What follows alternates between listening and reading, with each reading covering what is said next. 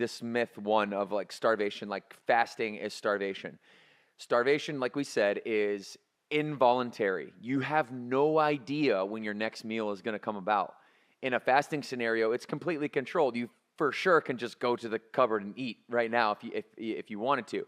So people be like, oh, starvation mode, your body is shutting down. Your body is not shutting down. Let me be the one to tell you this right now for the record. When you are fasting, what you're doing is you're switching fuel systems. It's called metabolic flexibility. It's one of the ultimate markers of health.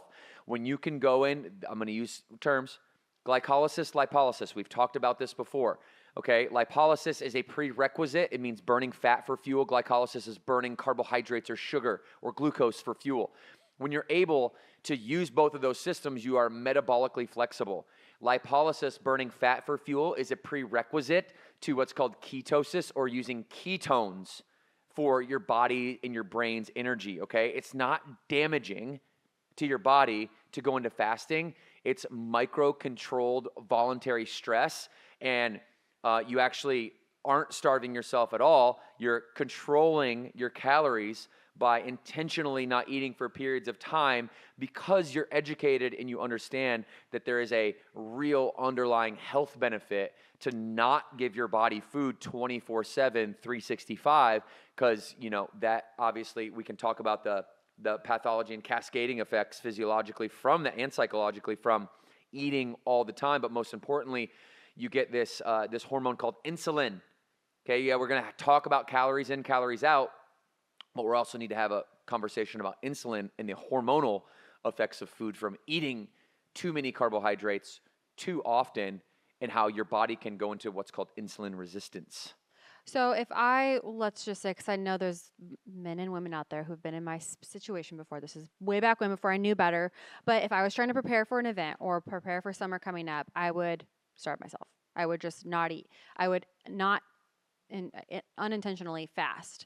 So in that case, if I had like body fat on me, I'm not losing my muscle. I'm not doing it the right way, because it messed with my mental state for sure. But now, knowing what I know, I can intentionally fast or intermittent fast, reduce the window in which I'm intaking calories, which then puts me in the calorie deficit, which then gets me to my goals, which is the right way to do it, and not just completely starve yourself and then go binge eat on Saturday after the event. You're 100% right, okay? And this is kind of the fasting and then feeding recycle.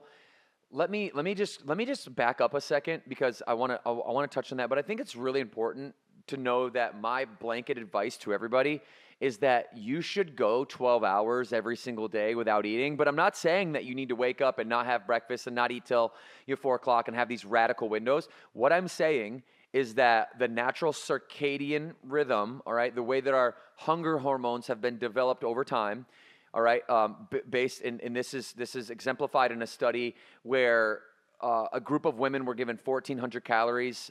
Each group of women were given 1,400 calories. One of them ate breakfast. One of them ate it at dinner.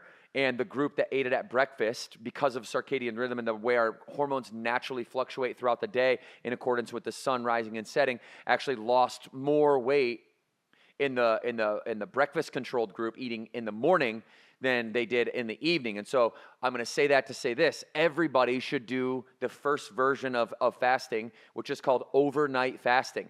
90% of you probably do some rendition of this already anyway, because all fasting is going a period of time without eating. 12 hours is my recommendation. So given that our hunger hormones are higher at night, given that our bodies are more prone to storing fat at night, and because insulin is the hormone that says, hey, store these calories as fat. That's literally what that's for. It's going to store it's going to ship glucose to your muscle for glycogen into your liver, and the secondary effect of insulin is going to say store everything else as body fat. Okay, so if we're prone to have a higher insulin spike in the evening, what we want to do then is know that and maybe reduce our carbohydrates 6, 7, maybe eat at 8 p.m. at the latest. If you go from 8 p.m. and you don't have like a heavy carbohydrate meal, and you wake up, even if you did have breakfast, break the fast, breakfast, you get it? That is literally built into the human design. You're going from 8 p.m. to 8 a.m. without eating at all. Okay, and that 12-hour window is going to do so. You're going to get into a little bit of mild autophagy, which is basically your body eating its malignant cells and recycling those cells and those damaged proteins, those folded mitochondria, and you're gonna do a whole other host of benefits. But more importantly, you're going to get into that lipolysis, right, where you're using your fat as fuel. And then if you want to extend that to noon, if you want to extend that to 4 p.m., these are just strategies for you to be able to control your calories. But there is that secondary effect of, hey, when we don't eat carbohydrates for a period of time, we get into this thing called lipolysis, all right? And that is basically your fat stores reversing out, okay? Like if you ate carbohydrates and insulin said store food is fat, when you're in lipolysis, that is breaking down the fat, the triglyceride molecule, to then give your body back energy. It's like a cycle. Food goes in and stores as fat, and if you don't eat, well, guess what? There's no carbohydrates, which is the preferred source.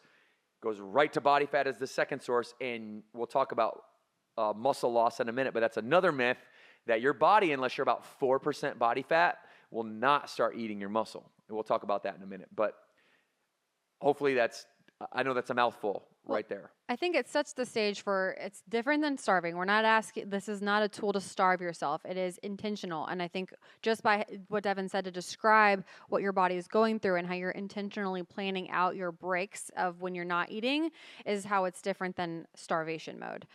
So I guess, do you want to go through and just do a segment breakdown? Because I want to make sure that we're setting up the conversation and really defining for everyone how to use the tools of intermittent fasting to help them and give them more clarity on reaching their goals. Yeah, I think that as we go through this conversation, and it will flow naturally, we're defining fasting and its different types. We're also talking about why fasting is important in general. Not everybody needs to do it, so should you do it? Some people just can, they can regulate their meals in the classic, 3 meals a day, 3 snacks a day. We can talk about, the negative health benefits of eating, in the middle of the night and things like that. But how it affects your body, how it affects your brain, fasting in just real life in general. And you get to decide at the end of the podcast, is this something that I want to incorporate into my life? You already know my recommendation right off the bat here was that everybody should have a break from food. Our bodies are designed to have a break from food, and a lot of the repair and a lot of the a cellular cleanup is a better word for autophagy. Is a cellular cleanup and the repair functions, such as growth hormone release overnight when our growth hormone release is the highest from the pituitary gland. These our body needs a break from food to repair, to recover, and to clean up our cells. All right. Can I ask a stupid question? No, no stupid questions. Well, it might be stupid because I know we say food, and I'm thinking about myself, and I have dinner, and then we're like an early dinner family. But then I wake up early, and I love my quiet time with my coffee before I take camp, and I take camp at 5:30 a.m. So that means I'm getting up and I'm drinking coffee at like 4:30 in the morning. That's not, I just did the math, and that's not 12 hours of when I had dinner. Does coffee count?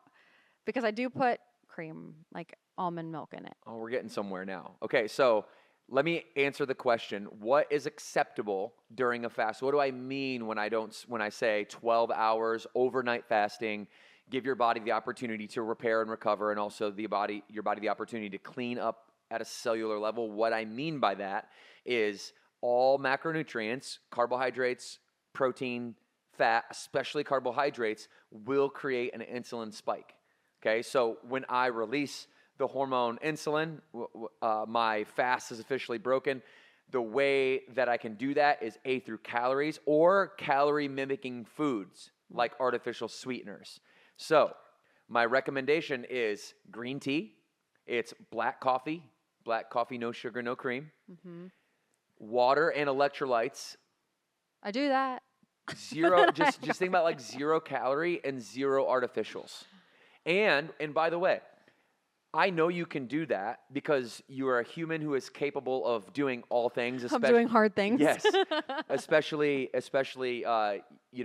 going 12 hours in a row without giving in to, that I'm gonna die if I don't have food. I know that's not you, but a lot of people are like, oh, I'm starving. I can eat a whole cow right now. It's like, Yeah. well, can Are we just you? relax for a minute? Yeah. Let's take a chill pill and like really a whole cow? Like you're gonna eat an entire I mean, I do love my coffee though, animal? so So okay, so what can you do? You can have black coffee. Okay, you can have electrolytes first to prime the body. You can have black coffee.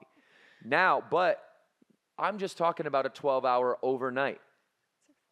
I'm doing the math. Like, So how when early do I need to eat dinner in yeah, order to still have my coffee? yeah. So Basically, right? So when do you eat dinner? And and if it's 10 hours, that's fine too. I'm not saying there's no magic here, Okay. right? I think health is all relative, but there are certain there's an art and a science to it, but there are certain scientific things like if you do eat calories or calorie mimicking foods, you will break your fast. Okay. You know, Thank you for and the and you will blunt growth hormone and you'll blunt autophagy and you'll start to. But to what degree and what's the severity, based on who you are? Like I would never recommend a 14-day fast for anybody who is not like excessively morbidly obese, Mm-hmm. right? So there's no reason, it's all relative is my point. Yeah. There's no reason for you to be so restrictive to the point where like you can't enjoy the love that you have with your cup of coffee in the morning. Do you know what I mean? Yeah, I get it. Thank you for that. Yeah. But it's a question that a lot of people have. Yeah, and I think I knew the answer, but I also, for anyone else that was kind of like wondering, I felt like I asked it for all of us.